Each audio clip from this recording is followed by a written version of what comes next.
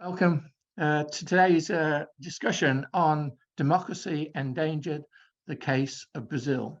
It's a welcome from me, Michael Scott, in the UK, and from my joint convener, Sanford J. Ungar in Washington, DC, to the 28th jointly promoted event between the Future of the Humanities Project and the Free Speech Project. The latter is sponsored by Georgetown University and the former by Georgetown's Humanities Initiative in association with Campion Hall, Oxford, and the Las Casas Institute for Social Justice, Blackfriars Hall, Oxford. Together, the two projects consider issues concerning human dignity, rights, cultures, histories, traditions, and freedoms in a wide spectrum of educational activity, policy, expression, and aspiration. In a moment, I'll hand over to Sandy, who is the director of the Free Speech Project. He will introduce today's distinguished guests and moderate the ensuing discussion before I return to chair the question and answer session towards the end of the event. From the start, you can type in questions to the panel by using the Q&A button at the bottom of your screen. Please use the Q&A button and not the chat one. These questions will come to me during the session, and I will try and put them in some kind of coherent order for the panel to consider. We urge you to ask questions as and when they occur to you, so that we don't have a backlog right at the end. So I hope you enjoyed today's discussion. I'm looking forward to it greatly. Over to you, Sandy.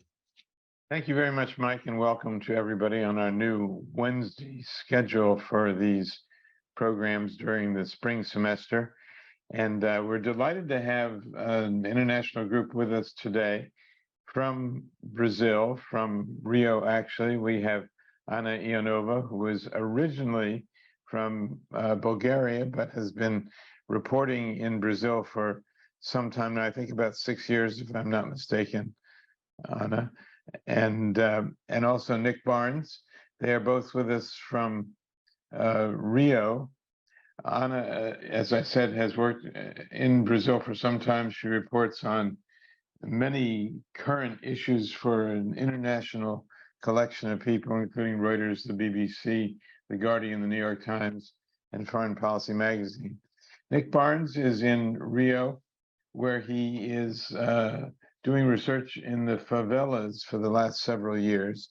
And that is an important factor in the discontent in the favelas of Brazil have always been a factor that people have to contend with. Nick is a lecturer in the School of International Relations at the University of St. Andrews in Scotland, and is also affiliated with Brown University's Watson Institute for International and Public Affairs. In addition, from Oxford, Andresa de Souza Santos, who is a lecturer and senior fellow at the Latin American Center of St. Anthony's College at Oxford. And with us also today is Ishan Tharoor, a columnist on the foreign desk of the Washington Post, who has been concerned with issues of democracy and related matters in the world at large, and writing about them over a considerable period of time. His column comes out late at night, and I always think that's an advantage it has for people. Anna, I'd like to go to you first, ask you briefly to summarize what actually happened early this month, early February, in Brasilia, and whether it was echoed in other parts of the country as well. Yes, thank you for having me. Great to take part of this discussion. So yes, what happened in January, actually, early January, was this insurrection very much kind of mirroring what happened in the US 2 years earlier, in which supporters of Jair Bolsonaro, the former president who lost October's election, stormed the three buildings, the seats of power. And it was something that shocked the country, and all of us reporting that have spent months and months reporting not only on the election, but also on the presidency, Bolsonaro's presidency, which was, of course, marked by a lot of attacks on the institutions, putting them, kind of framing them as this enemy, his enemy and an enemy of the people, especially the Supreme Court. And, you know, obviously there were statements, and his supporters had been kind of talking about this sentiment that they were not going to accept a defeat. And they had been camping out in front of military headquarters for weeks and weeks and weeks before this happened. But it did shock the country and, you know, the international community as well, because it was just such an extreme kind of show of violence and a rejection on, you know, democracy as it functions in Brazil. And obviously there are huge repercussions. You know, there are still questions over the financial, logistical, and kind of ideological actors who inspired this, who facilitated these attacks. And, you know, it poses a lot of questions about the future of democracy and the version of democracy that almost half of the population that voted for Bolsonaro has. Thanks very much. Nick, you've been in Brazil for some time as well. Were you surprised by what happened early this month? And do you have additional perspectives? And I would like everybody who has been following this to comment eventually on the degree to which it was modeled on what happened in Washington 2 years ago. Nick? Yeah, thank you for having me in this discussion. So I hadn't arrived yet to Brazil this time. I've been going back and forth for about the last decade. But I arrived maybe 10 days after. And for sure, the insurrection on January 8th surprised a lot of us and saddened a great many of the Brazilians that I know. I think in many ways, it absolutely resembled the January 6th attacks on the US Congress in sort of obvious ways. You know, the claims that the election had been stolen, the violence that the insurrectionists used against police to enter into the buildings, the vandalism that happened. But, you know, at the time, the Congress and the president were not in those buildings or operating. So this is quite a bit different than what happened in Washington, when if things had happened slightly different, or, you know, they had managed to get to Vice President Pence or some of the other people in Congress, we would have had a real constitutional Congress. The election in Brazil had already been certified. This was a demand by the protesters, a great many of them, that the military intervene, that they weren't going to accept the results of the election. So I think very similar in many ways, but there were a couple of important differences. And Andresa, you have no doubt a considerable knowledge of Brazilian history and the history of military coups and instability in the country. How much of that worry, that anxiety about Brazil's democracy is revived on this occasion? Please remember to, yeah. Sorry? No, I want to make sure you unmuted yourself. Yeah. Thank you for the panel and the question. Mixed feelings, I think, because the army nowadays, there was a lot of doubts amongst Brazilians and scholars that study Brazil, whether that would be like an organized military coup or not. And we didn't see it happening. And I think institutions in Brazil actually showed some strength in the way that they have punished a lot of the people that were there, that they were in prison, the way that the army didn't participate on that, even though people were camping in front of the headquarters for months. Of course, then the police, didn't intervene, perhaps facilitated the occupation of the building. So there was some questions about, especially police force and the military, what they could have done to prevent this, and what did they do to actually enhance this vandalism that happened in Brazil. But this is still far from them, building up on a coup, on a military coup. So I think it is it is a different time than you know, the 1960s in Brazil and Latin America, when there was a wave of military coup in the region. In that sense, I think Lula actually built up a momentum to create some synergies. I think it shocked a lot of people in Brazil. And I think he brought together, which is quite unique, a lot of the governors, almost all governors from all states. They intervened in the government of Brasilia, which is actually my hometown. So for me, it was very sad to see everything that was going on. And to make a long story short, I think there is, we can think of a threat to democracy in Brazil, but I think this, and we can talk about this later, has to do with fake news. It has to do with disinformation. It has to do with all these bubbles that are difficult to come together in the country now. But I don't think necessarily this would come from an institutionalized coup. Thanks. Ishan, can you put this preliminarily into an international context for us? Is this, do you see a broader trend than we're all aware of, or are we making too much of it? And I think the fact that it happened almost exactly 2 years after the incident, the insurrection at the Capitol, caused people to draw a link immediately. I mean, I certainly see it I think it's important to situate this in a broader context. Obviously, there is so much that is unique to the Brazilian political scene. There's a whole history and set of contexts that make the event there.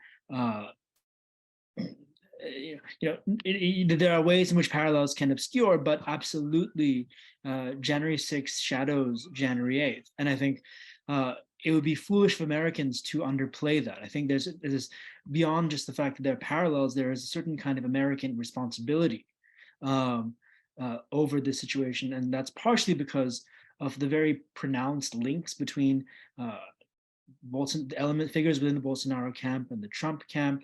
There's, of course, also a kind of even perhaps more important discursive connection between the United States and Brazil, between the far right in the United States and Brazil, that has played into the moment we live in right now. I think we can obviously parse a lot of that, but that underlines the anger and the fanaticism to a certain extent that we saw influencing events in the last weeks, well, at least before Lula it was inaugurated and afterwards. And I was in Davos a couple of weeks after January 8th, and I talked to some members of Lula's administration about their views of what happened. And what was interesting is they didn't really want to be pulled into making connections to January 6th, but they did emphasize how important it was this time around that you had a Biden administration that so swiftly wheeled around in defense of Brazilian democracy, that you had a Congress, especially Democrats in Congress, who had legislative tools in place to try to punish Brazil in case of an intervention that undermined Brazilian democracy. You had American generals deeply aware of how important it was to certain Brazilian generals to maintain the security links and cooperation they had. And so you had Washington, which in the past, of course, has done quite a lot to interrupt democracies in Latin America and to enable military interventions, now really primed for the situation. And I was quite surprised by how much they stressed the significance of that rhetorical solidarity, because they felt that solidarity had deeply meaningful and practical consequences as well. You mentioned the Latin American connection. I think we should pause for a moment to dwell on that. There's some other places in Latin America at the moment undergoing very dramatic issues relating to the governance of the countries. I think first of Peru, which is, as I understand it, in a really chaotic state at the moment, where a government has been severely weakened, an elected government, and nothing really has taken its place. And does anyone on the panel, especially perhaps the people based in Brazil, I mean, Peru is a very different place in many respects, and it's difficult to generalize. But Anna and Nick, do you have any thoughts about Peru? Nicaragua is in a very interesting state at the moment. The people who took over in the name of democracy and popular revolt some years ago have become tyrants and dictators in Nicaragua.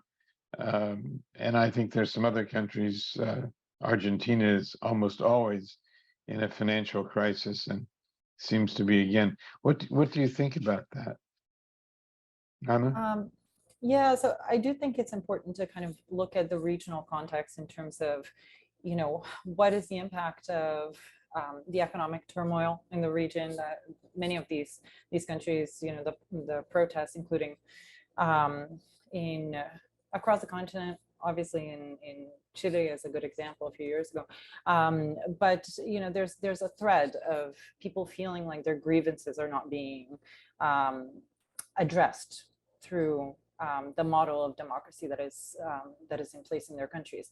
I do think Brazil is a slightly different example, because what we see is kind of this this thread of taking these grievances, taking these economic frustrations, the social inequality, the problems, the frustration with corruption, and then seeing that radicalized and kind of fueled with misinformation and fake news. So I do think Brazil is slightly different, in terms of what's happening and the threat to democracy here versus what we're seeing in Peru, where, obviously there's a frustration with kind of the model of democracy and people feeling like it's not serving them. So I do think it's important to consider, what does that say about the state of democracy across Latin America and globally, if so many people are not seeing themselves represented in the political system, they're not seeing a kind of their lives improved by kind of the people that they elect in office, right?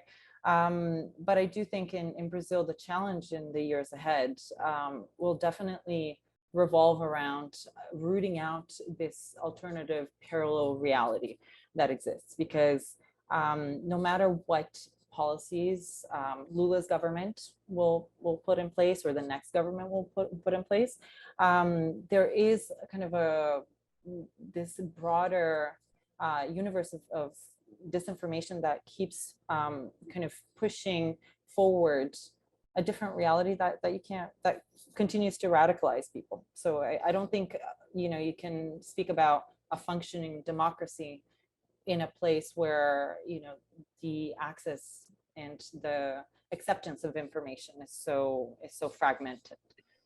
Andresa, your center at Oxford studies all of Latin America, so I wonder what you might have to add here.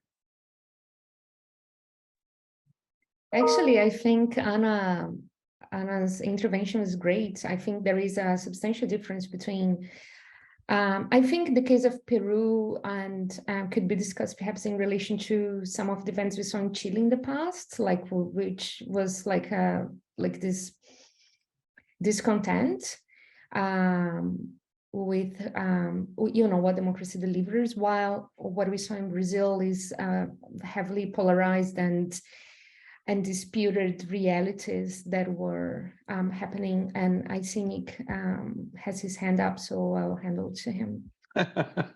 Go ahead, Nick. Sorry, I wasn't sure if I should use the hand function or That's not. just fine. Yes, you Okay. hand or voice. Okay.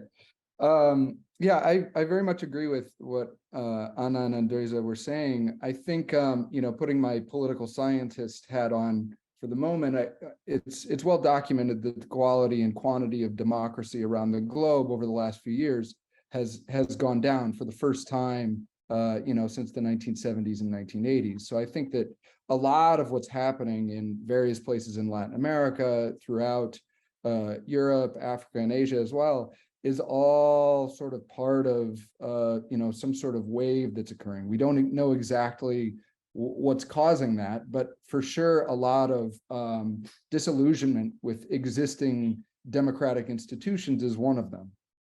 I think the comparison, too close a comparison between Brazil and some of the other cases in Latin America, as Andresa said, is probably not warranted. But I think the polarization is there for sure. In Peru, you see that the left, right, the right, which was in charge of the Congress, was trying to impeach the sitting president, who then attempted to dissolve Congress, and this sort of devolved into exceptional circumstances. I think the closest comparison in Brazil would be, what happened to former President Dilma Rousseff, or the struggle that I think Lula is going to face with a Congress that is with a lot of politicians who are much more in the Bolsonaro camp. I think there's going to be a lot of conflict that's going to be occurring in Brazil. Lula has a relatively weak mandate. He's got a lot of executive powers that he can use, but I think he's going to really struggle to govern against a bunch of right-wing politicians and parties that are strong. I think social media here is maybe the bigger, or one of the biggest stories. And I think the manner in which democracies, not just Brazil or the United States, but around the globe, try to deal with disinformation is really one of the bigger stories here. And we can talk about, Alexandre de Moraes and his efforts as a minister of the Supreme Court in Brazil to, ban some of these accounts, to use the powers of the judiciary, which are much greater in Brazil than in the United States, for instance, to go after some of those people and some of those parties. So I think that is a huge difference, I think, with the United States, where it seems like the judiciary has largely stayed away from mandating, social media ban these people, and that's sort of allowed them to do it on their own if and when they do it. And I mean, I think this is the bigger story here, is how you respond to that threat to democracy. Do you go after these individuals immediately with all the powers of the judiciary, or do you have some sort of process like the January 6th Congressional House Committee that tries to bring a lot of this information and tries to create a sort of consensus about what exactly was going on? And I'd be very interested to hear what other people on the panel thought about that.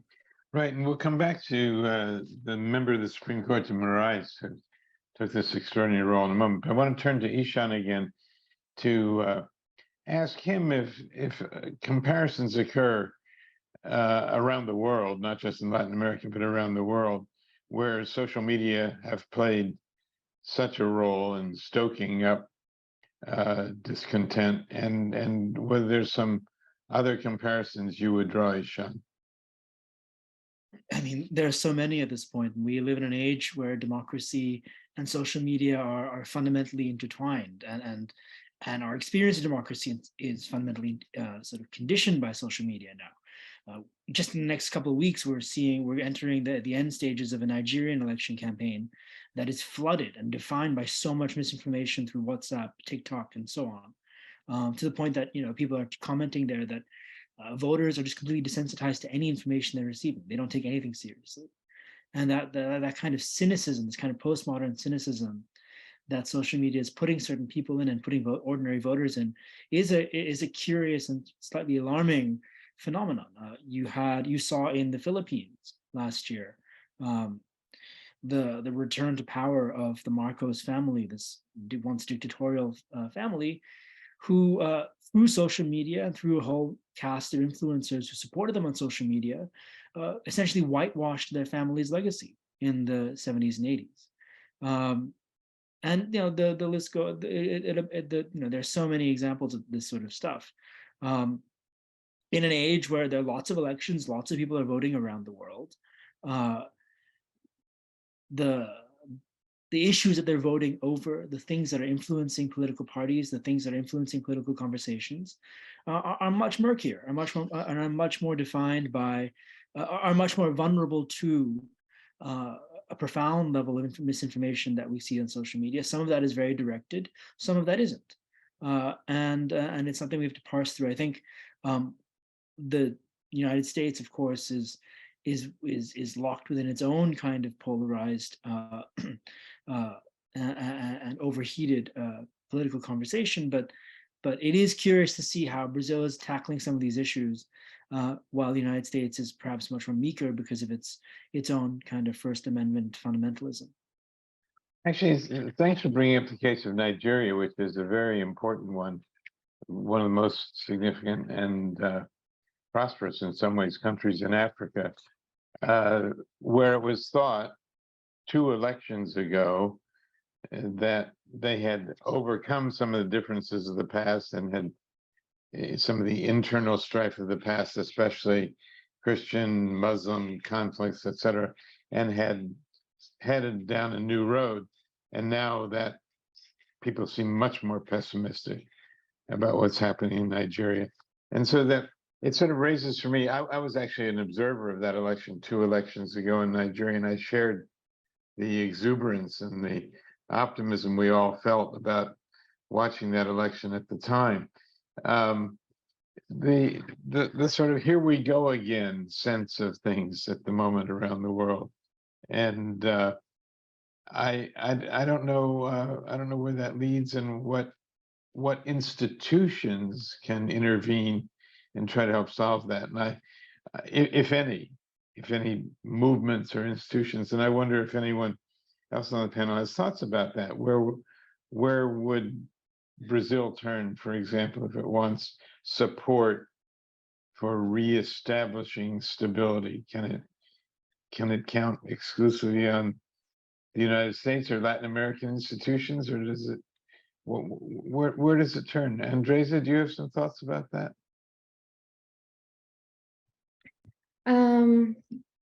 I don't think the problem lies on institutions that don't deliver necessarily in the case of Brazil.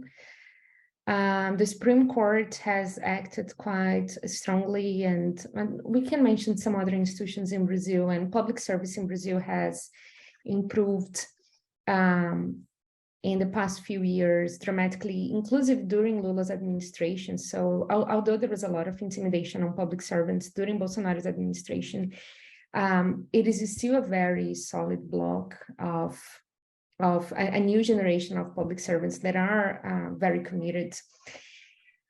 The issue of polarization and misinformation, I think it needs to be addressed, and I think this is an entire new field that we are going to have to deal with. The owners, like the private owners of some of the social medias. I think there is a lot of discussions already regarding Instagram, Facebook, and WhatsApp, and we can mention Telegram and many others on the levels of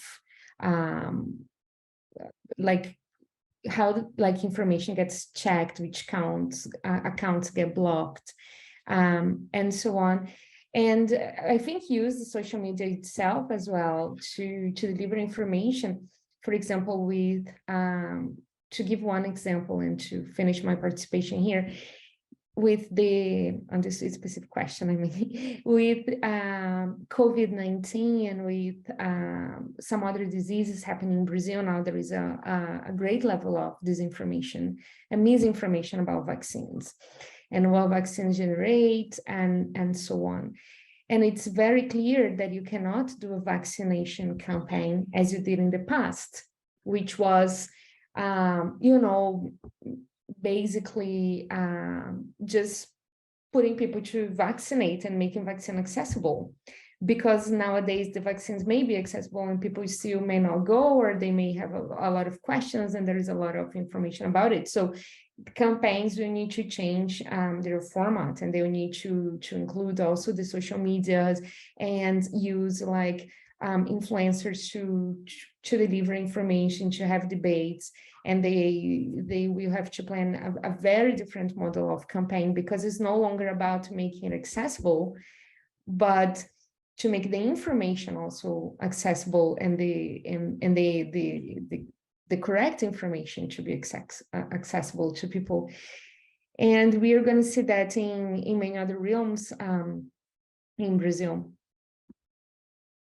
Ana, let me actually pause for a second and say that if people who are listening and participating from a distance have questions, now would be a good time to use the Q&A button on your screen to raise these questions so that Mike Scott and John McCabe can be sorting those out for the second part of the program. But Anna, what do you see as the immediate agenda in Brazil coming out of this? Lula is not as strong as he was the first time around. Clearly, he's been he's been held guilty for criminal charges, money laundering, etc. In the meantime, and will he be strong enough, or will he serve out his term? Yeah, so some interesting kind of polling numbers came out actually today or last night that seem to indicate that, you know, his approval rating, it's very early on still, and obviously he's been kind of fighting fires with what happened in January, but essentially, you know, we're seeing that a good chunk of the population is happy with the way that he's handling things at the moment. I think he's already signaled a focus on kind of economic issues, which are probably going to be kind of the most significant challenge, you know, in terms of concrete policy that he will have to deal with over the next 4 years. But and also, of course, he's kind of delved right into the Amazon kind of crisis, especially expelling kind of illegal miners from the Yanomamis territory. However, even though, you know, we see a good, you know, approval rating this early on, I think, you know, the Brazilian population just remains so deeply polarized and so deeply divided that, you know, as you mentioned, his track record, even though his charges were thrown out, you know, he was freed. And, you know, he's tried to recuperate the, you know, the trust of many Brazilians. It just, you know, hasn't worked to the extent that perhaps he hoped he would be able to kind of win back the trust of Brazilians. So there are still deep divides. There's still many people who feel, you know, who have bought into false claims of fraud during the election, who reject his legitimacy as their president.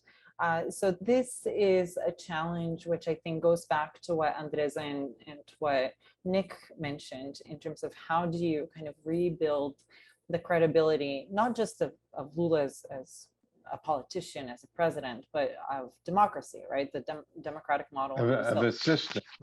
Yeah. So I do think, and at the core of it, I do think social media and kind of the spread of disinformation is really at the heart of it. And yeah, at one point, you know, it'd be great to kind of talk about the measures that are being taken in Brazil, because I do think, you know, on one hand, it's great to see something being done. On the other hand, I do feel like it's backfired a little bit, especially in kind of in terms of the power and the concentration of action that has been taken by Alexandre de Moraes. We'll come back to that and also to the Amazon in a moment. But Nick, maybe you can tell us what some of the lessons are of your research that you've done in the favelas of Rio in recent years. What do they lead you to conclude or hypothesize about the ability to govern Brazil effectively? Big question. So, you know, I would say that, I mean, one of the interesting things, having lived in and done a lot of work in Rio's favelas for the last 10 years, is that this distinction between, say, democracy and dictatorship within the communities, at least, is not quite as easy to see. They'll say, you know, the democracy hasn't brought all of the things to those populations that maybe it brought to other populations. They still suffer from a lot of repressive public security attention. So, you know, the ability of police to go in and abuse or use violence within those communities is still extremely high. And especially after Bolsonaro and the election of several governors in the state of Rio that were more in this sort of tough on crime approach, that's only gotten worse. So I think in some ways there's a disjuncture between what's happening at this like elite level, Not to say that it doesn't impact, but that in an everyday sort of circumstance in these communities, they're dealing with, you know, a dictatorship from the 60s that in some ways never ended because they never reformed the public security apparatus. And they're still continuing to fight and advocate for their rights to the criminal justice system, to greater redistribution, to access to public services that, you know, many other segments of the population, you know, have gotten access to. So I think, like, you know, it's a difficult conversation because I don't want to downplay what's happening in Brasilia or what's happening with presidential politics, but in the favelas, sometimes it feels a little disjointed, a little disconnected from some of those party politics that's happening in the central government. Ishan, does Brazil go onto a list of, for some of the reasons that Nick points out, onto a list of countries that are, it's questionable whether they're really governable in this era, but they're effectively governable? I would certainly defer to my colleagues who are much closer to the story than I am to answer that very weighty question. I think in many ways we've seen Brazilian institutions endure its democracy held the line. In some ways, you could argue more successfully than what Americans have managed since January 6th and Biden's inauguration. At the same time, the depth of polarization, the uncertainty around you know, what may come next, especially when you look at sort of questions around certain elements of the security forces, those questions will endure. I do think it's very interesting to watch, you know, what the Lula administration, and specifically Alexandre de Moraes, does in terms of pushing ahead with his efforts to combat kind of anti-democratic conspiratorial misinformation. Right. This is these are efforts that are interesting, that are theoretically quite important in the defense of democracy. They are possible in certain countries. You know, you can achieve similar things, say, in certain European democracies. You could not take these steps in the United States, at least not in the same way. And I think there'll be very important lessons to draw from that going forward. Let's focus for a moment on Alexandre de Moraes and this unusual intervention he made. Is he angling to be a future leader of Brazil, and is that imaginable? Ana or Andresa, do you have some thoughts about that? Ana? Well, the last, well, I wouldn't think like a minister of the Supreme Court would run to become a politician. Like, they, in a way, they have a lot more power as Supreme Court ministers. They have a mandate until they are 70 years old, if I'm not mistaken. And, you know, the last judge that tried to become a politician was Moro, and was very clumsy path, and still is. And I think there are other strong candidates that are actually now ministers of Lula. We can think of Simone Tebet, we can think of Fernando Haddad, we can think of many other ministers now in Lula's administrations that will try a seat. I don't think Alexandre de Moraes is one of them, but I really agree with Ana about this backfire sometimes in the Supreme Court when they take such strong actions and then they are considered enemies, and especially when it comes to the nature of judiciary. Like, if you feel like someone has something against you, then they can't, you know, judge your cause. So that's what Bolsonaro always tried to do with Alexandre de Moraes, to make it as a personal enemy, to take away the legitimacy of Alexandre de Moraes to judge some cause related to Bolsonaro's administration. So how it personifies the fight, the struggle. It's not like the Supreme Court trying to beat disinformation, fake news, or you know, any crime, but it's like Alexandre de Moraes hunting Bolsonaristas. And that personification is of course bad for legal causes, because you want justice to be blind, to judge everybody equally on the basis of the Constitution. And then Alexandre de Moraes is being personified as this kind of figure of fighting a specific target. So this is backfiring, although it is the Supreme Court doing its job. It is difficult. That's why I really believe that like social media is being so used to the bad. It can also be used in a ways to promote better access to information. So how we are going to innovate in this, I think is still to be seen. But yeah, like I think there is a lot to be produced to counter the misinformation that is not institutionalized. Well, one other issue that I want to come back to before we turn things over to Mike and the questions that have been accumulating is this seemingly the central question of the Amazon and what has happened there, the violence in the Amazon, the fundamental confrontation there, which seems to reflect a huge, to a huge degree, the international drama over the environment and climate change. Anna, how will the Amazon be at the top of Lula's agenda?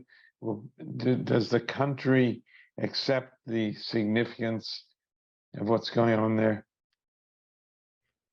So throughout his campaign, Lula made it very clear that, you know, he intended to tackle deforestation, that he intended to put Brazil back on the global kind of stage as a leader in kind of the fight against climate change. And, you know, right off the bat, he has made some very significant kind of both political and in terms of policy appointments, very important appointments. In terms of, you know, the environmental enforcement agencies, which obviously under Bolsonaro were paralyzed and gutted of resources. So he has kind of taken steps to start, you know, crackdowns on illegal activities in the Amazon right away. So really, you know, there are some positive signs. Also, you know, hugely important was his negotiation of the I guess to resume this you know, Amazon fund, which is really important in the combat against deforestation here in Brazil. However, I think the key challenge is, you know, what do you, once you know, pluck out, you root out these illegal activities like mining, logging, illegal kind of, you know, land grabbing for the purposes of cattle ranching or whatever activity it may be. Once you remove those from, you know, the heart of the Amazon, what do you replace it with as an economic model? So I think that's a question that, you know, will take far longer than the 4 years that he has in office to resolve. And, you know, answering your question whether the country kind of accepts the necessity to tackle deforestation and climate change. Most of the time when, you know, when I go on a reporting trip in the middle of the Amazon, people are concerned with their kind of economic, you know, their ability to kind of feed their families or, you know, see their personal prosperity kind of flourish. So, you know, there's a lot of resistance to the fight against deforestation. And that's, I think, where, you know, the alternative is really important. What do you have to offer these people so they, you know, it's worthwhile for them to maintain the Amazon, you know, standing? Nick, anything you want to add to that? Yeah, no, that, I mean, I think Anna said it all very well. I would say that, you know, the Amazon is just, it's such an enormous region. It's kind of hard to wrap your head around, and to effectively be able to try to govern and control some of this illegal behavior is going to be incredibly difficult. And the amount of resources that will be required to do that are considerable. I mean, Lula is, going to have probably a lot of international support for this, and he's going to put resources there. But, a lot of these landowners, corporate interests, illegal mining or timber, cattle raising is gonna continue. And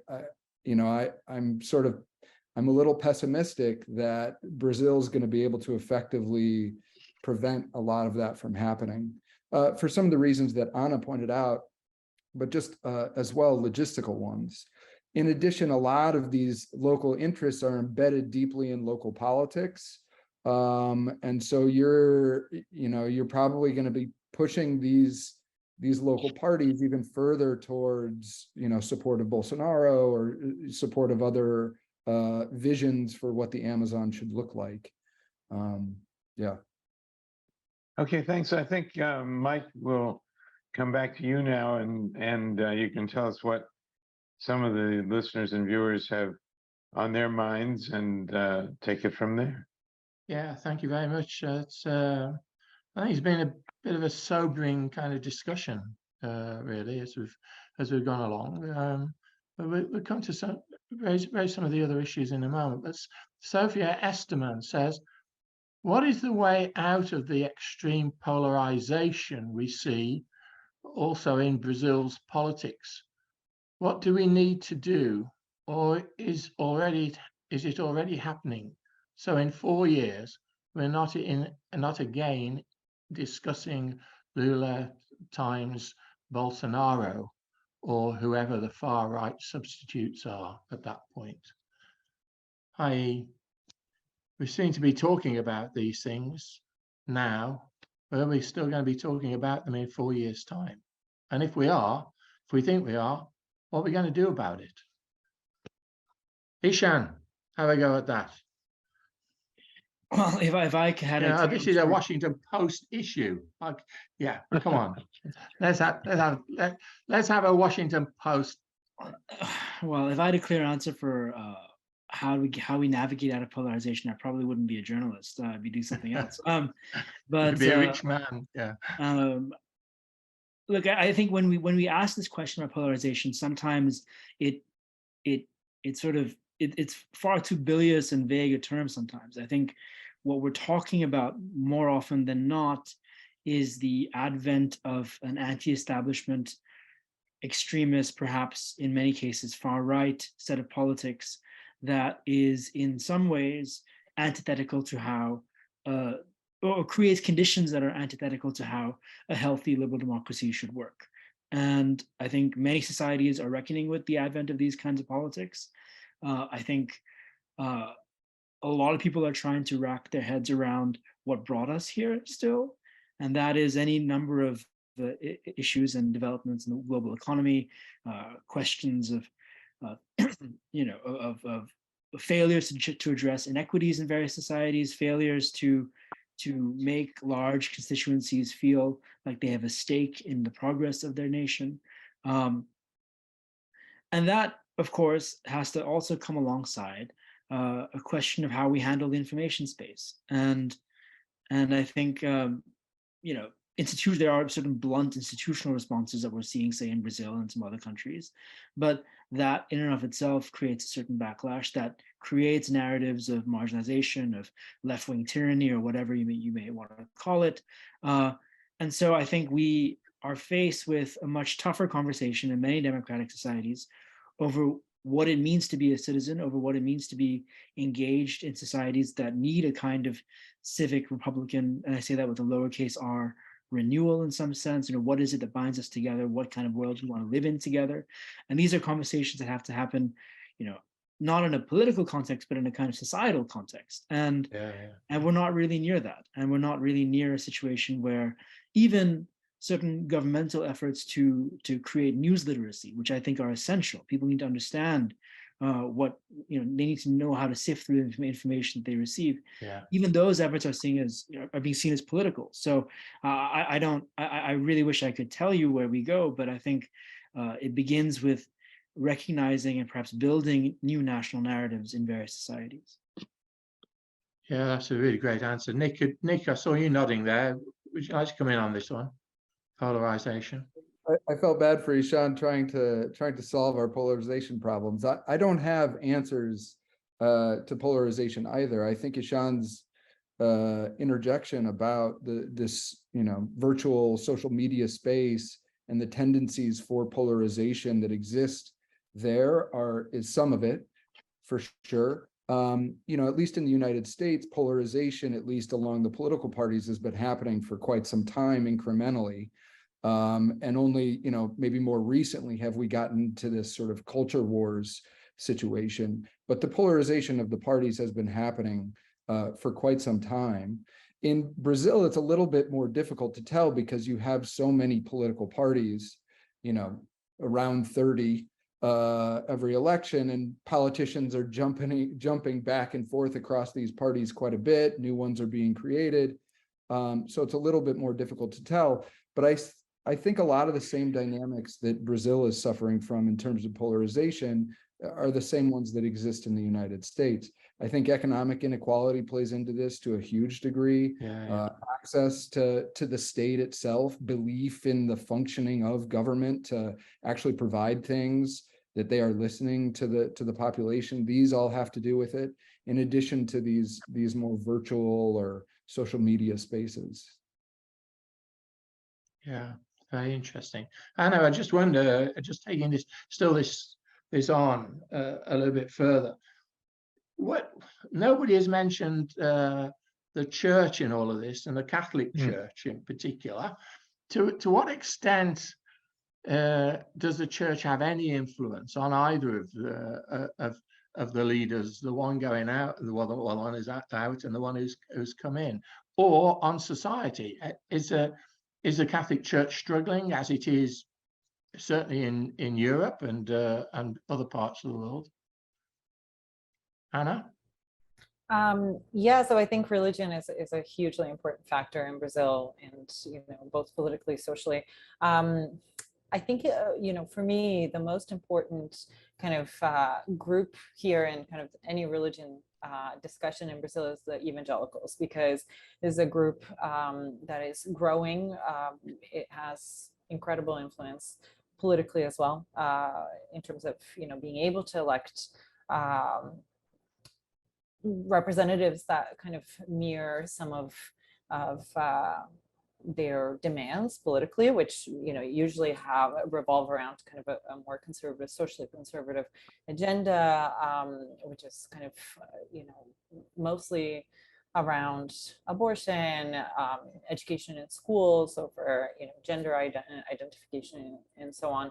And there's some fascinating studies that kind of point to the fact that in about a decade or a decade and a half, evangelicals will probably represent about half of Brazilian society. And so I think, it's important to kind of consider, what does that mean in terms of the left's ability to govern and appeal to that half that is more socially conservative, that has different demands and wants, as in terms of what they see in a political party that they want to support. And how do you bridge the divide between a more kind of progressive liberal voter who wants to see kind of progress on these issues like abortion and gay rights and LGBTQ education in schools and so on, and this other part of the population that this is exactly what they don't want to see. So I think, the right and the left, in kind of going forward, will have to consider how do you bridge those, ideological divides and reduce polarization, given the fact that, there's just such fundamentally different visions of what, the ideal future Brazil looks like to these people. Andrea, would you like to come in on this? What's your experience of it in relation, particularly to the Catholic Church? Because Brazil has always, since I was a boy, was known as a Catholic country, like France was known as a Catholic country, which is being kind of broken up now. That kind of categorization, but the Catholic Church itself I think, is split between a conservative fundamentalist kind of view and the greater liberalization view that we have with the present South American Pope. You know, so I just wonder how you see that as reflected, Andresa, in your experience. Putting together the issue of polarization and the influence of religion in Brazil, this reminded me right now, as Ana was speaking, of the very beginning of Lula's administration, the Zero Hunger program, which preceded the family grant program. And the biggest challenge then was to find the extremely poor in Brazil. And they were undocumented, they were in cities of difficult access. So it took years, for like at least more than 1 year for Lula's administration to kickstart its main policy and beat hunger in Brazil. And they did that by finding the social leaders of Brazil. So reaching to the priests and the pastors and, the baker in communities to really find out, is this person still alive? Why is this person documented? And now I think these religious leaders, they have a key role in Brazilian society, and it's very proved. They have misinformed people, and some of them also have this role to perhaps, to increase political awareness, whether for the good or for the bad. We have seen the force of the church to enter politics. So reaching out to religious leaders or leaders in Brazilian society in general is not something that wasn't done before. And perhaps this is something that could, the very same threat could be also the cure. Like if we find these religious leaders and if we work with them, could we then deliver? Because the problem of polarization in society, they're very hard to reach to the other side. At the very best, we speak to the people in the same side of you, but a little bit in the end of the spectrum. So the left speaking to the middle, to the center, is the maximum that can happen. It's very difficult to reach the far right. But maybe speaking to some of these leaders would be possible, and we have seen some evangelical leaders approaching already Lula's administration, at least pastors from the biggest evangelical Pentecostal church. We know that evangelicals are very fragmented and very diffuse. So perhaps this could be a way to start the dialogue with a very, fractured society. And in terms of the Catholic Church, this would be perhaps even easier because it's a less fragmented structure. There are more clear leaders and a more unified way of working, which is extremely different from what we see in Pentecostal church, which each adopt a different model. And it's even very difficult to find the leaders or their address and so on. But I think there is a lot of work to be done with religious leaders. And I don't think we should only look at the problems they brought, but perhaps what else can we do with this political force and which good can come out of it? Yes, I see Nick nodding there. Do you want to say anything about this, Nick? Well, my experience in Rio's favelas, these are communities with a huge evangelical movement. And as Andresa was rightly pointing out, it's a very fragmented space. There's, in some of the communities that I work in, there's dozens, if not hundreds, of these small churches that are emerging within these communities to serve these populations, each with their own set of politics or their vision of society. So it's an extremely vibrant area of political movement that I think has been occurring not just recently. This has been happening for the last 50 years or more. But they are very active in the public space, have become much more active politically in recent years, especially. Some high-level church leaders have even become mayors or governors of Brazilian states.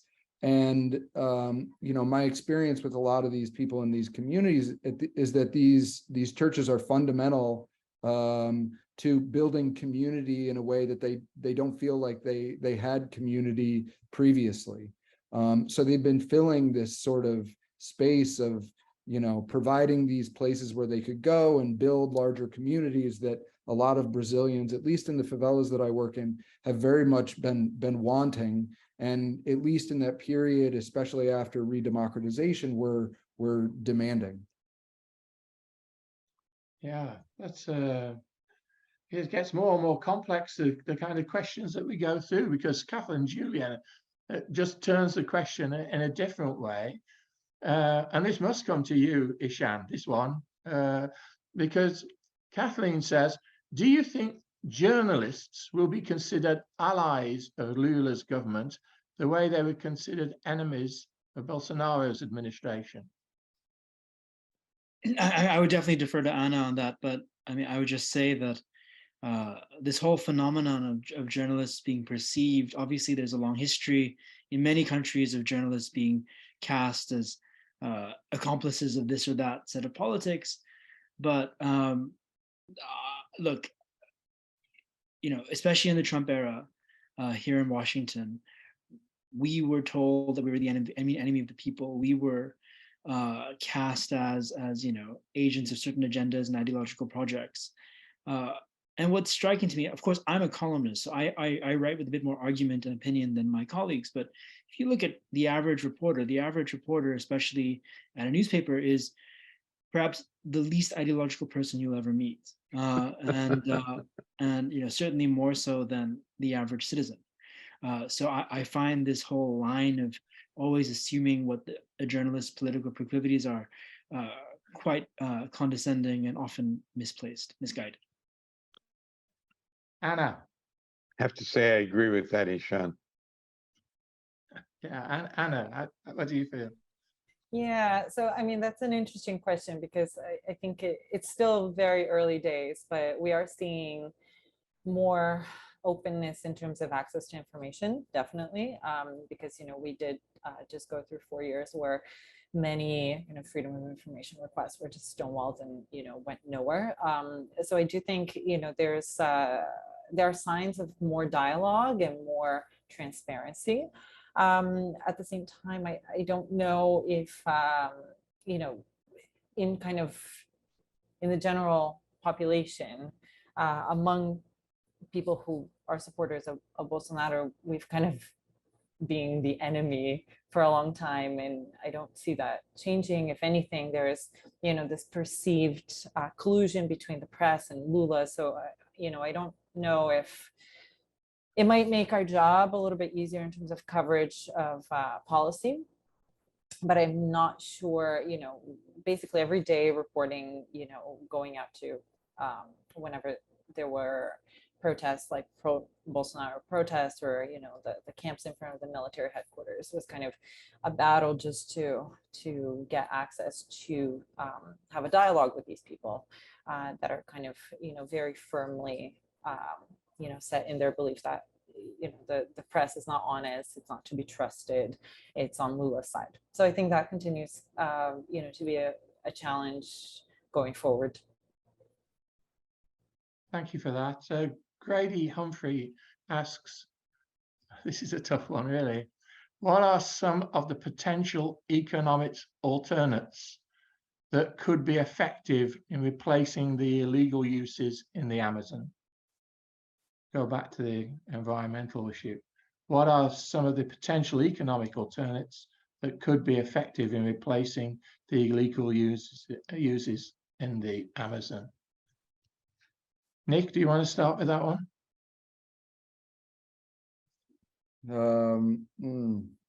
Well, I'm not, I don't do a lot of research in the Amazon.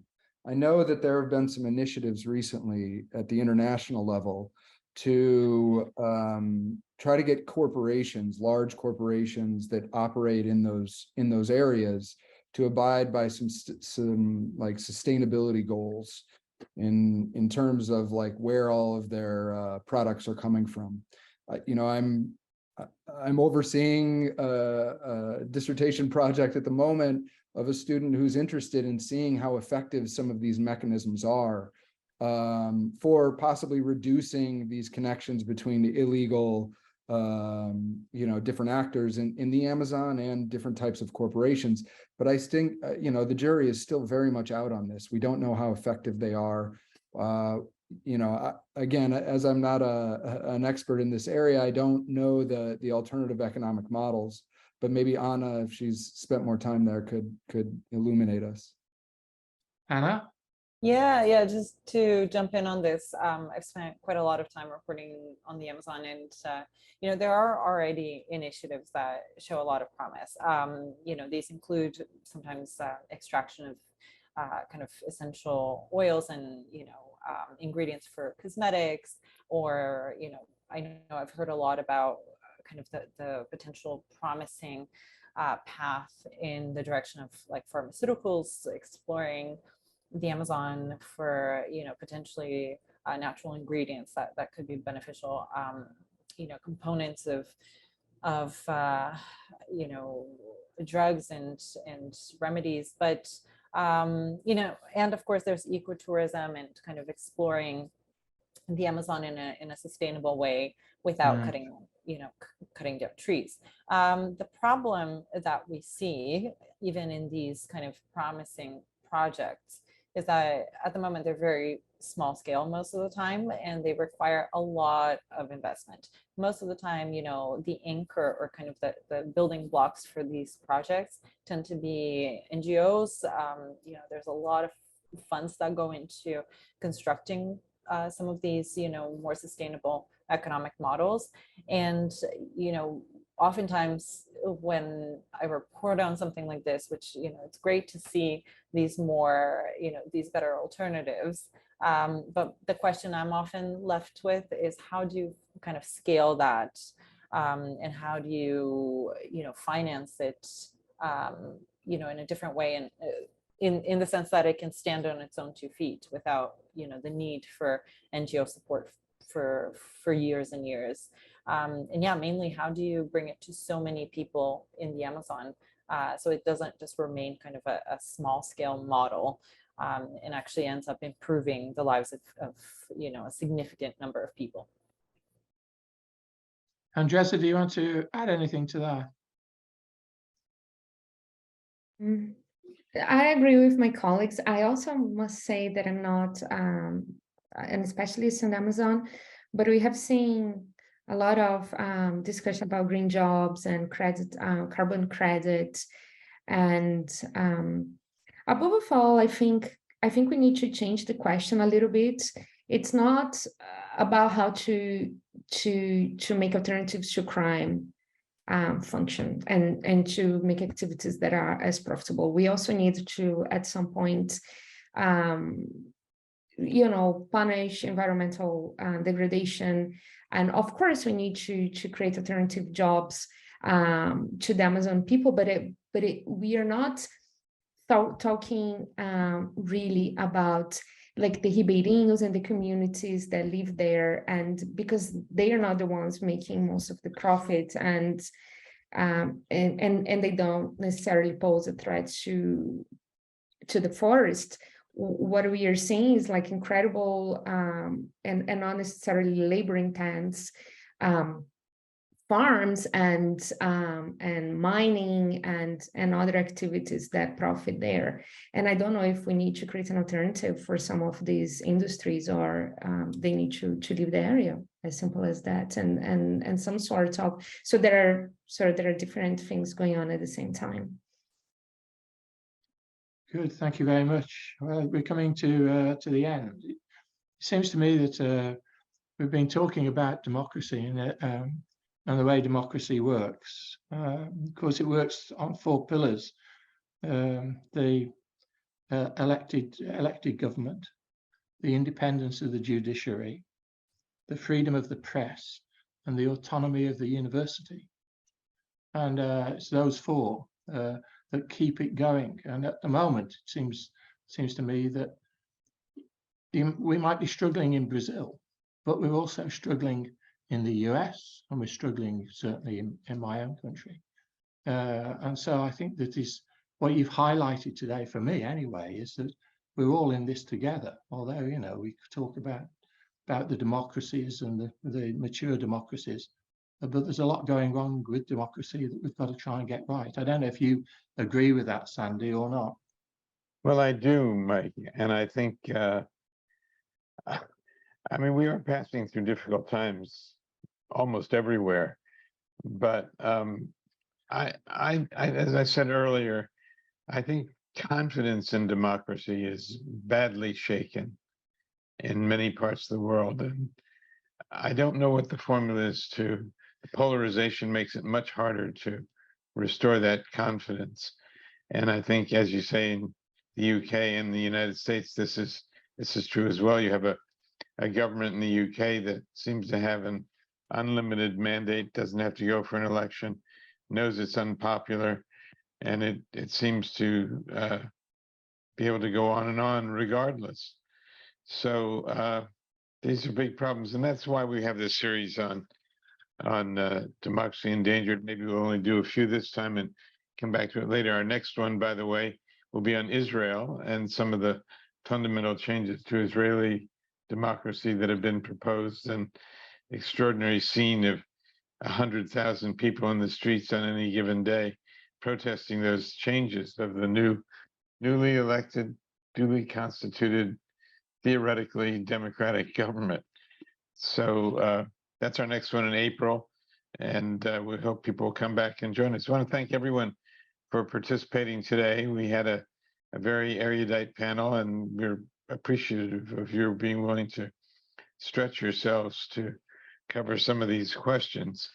And also, as usual, support that we get from various institutions in Oxford and here at Georgetown University is extraordinary. We appreciate that very much. And I should not fail to mention the Knight Foundation, which was the founding supporter of the Free Speech Project at Georgetown and has given us a new grant to do regional symposia, which I hope our listeners and followers will start to watch out for around the country in cities where there are Knight Foundation offices.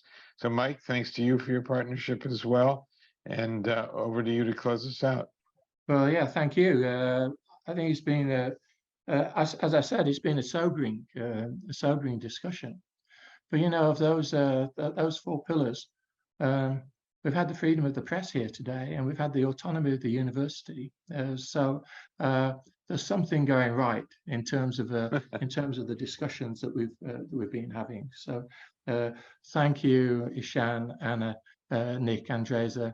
Thank you, Sandy, as ever. As you said, Sandy, the next Free Speech at the Crossroads International Dialogues will be on Wednesday, the 22nd of March, same time, when we will be discussing endangered democracies in Israel. And we've got a fascinating group of people in line for that discussion. I'd also like to mention that on the 28th of February, in the Bent and Beautiful World Literature, Arts and Environment series, we got a fascinating discussion going on there with Dr. Tali Chilson. And she's going to be discussing parks and recreation, London's East End slum during the interwar years. What's fascinating for us from this area is that what she's talking about is the rise, of course, of the Nazis in the 1930s in London. The position of the Jewish population in London and the conflict with the Christian or work with the Christian communities in London. And she's just brought out some books, Simon Blumenfeld's books on this issue, the novel he wrote in 1938, and that's just come out now. So that'll be really interesting for viewers for the free speech as well as for the literature one. Thanks to Jack DeGioia, President of Georgetown, Tom Banchoff, Vice President of Blackfriars, John O'Connor, the Regent, Richard Finn, the Director of the Las Casas Institute at Campion Hall, Nick Austin, and Yinging our Campion Hall administrators. Our real thanks, and I know Sandy says it every time as well, our thanks to John McCabe, who does a great great job behind the scenes. And thanks also to Maggie Scott, who helps us on the UK side, who happens to be my wife, but she helps us on the UK side. Thank you for all attending today and for your support of our various series. I'm Professor Mike Scott, Fellow and Senior Dean at Blackfriars Hall, Oxford. You can follow me on Twitter at Mike Scott Prof. Until the next time, thank you and keep safe.